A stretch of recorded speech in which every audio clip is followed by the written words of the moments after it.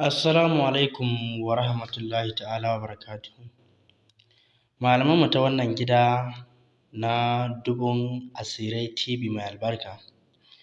A yau ma mun sake dawowa da wani gagarumin sirri na dukkan makamin duniya. Dukkan makamin duniya. Ba wai mutum sai ya tsaya ya lissafo su ba. Ga shi nan dai kana gani a cikin takardan insha Allahu. Na bindiga ne, takobi ne, na sanda ne, ƙarfe ne, adda ne, wuƙa ne, mashi ne, kwalba ne, dutse ne, allura ne. Malam dai kai da kanka ka zuba ido ka gani me da me aka rubuta a jikin takardan.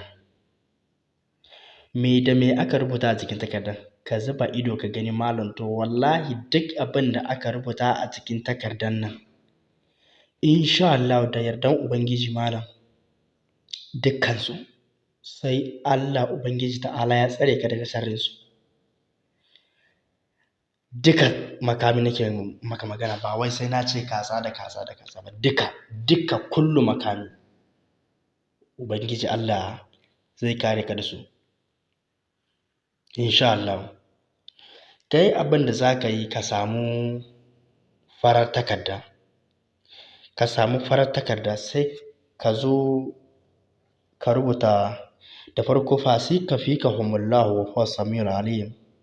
Wannan za ka rubuta sai alhamdulillahi rabbil alamin arrahmanir rahim maliki yawmiddin iyyaka na'budu wa iyyaka nasta'in ihdinas siratal mustaqim siratal ladzina an'amta alaihim ghairil maghdubi alaihim waladdallin amin.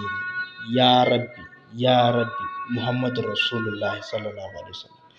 To daga nan sai ka zana dukkan abin da kake gani ƙasa da rubutun nan dukansu, sai ka rufa, a je a rufa da fata, ba a juya fatan, a marar hanci malam ka riƙe a jikinka wannan layan da yardan Ubangiji dukkan abin da ka gani a rubuce a jikin takardar duka Ubangiji Allah zai kare ka da sharrinsu insha Allah. Ina muku godiya sosai da sosai. Ku mana subscribing da liking da share domin 'yan uwa musulmai su amfana. In kai dama member ne na cikin gidan nan sai ka mana liking. Mun gode sosai da sosai. Ku je ku jarraba malam ku gani 'yan uwa.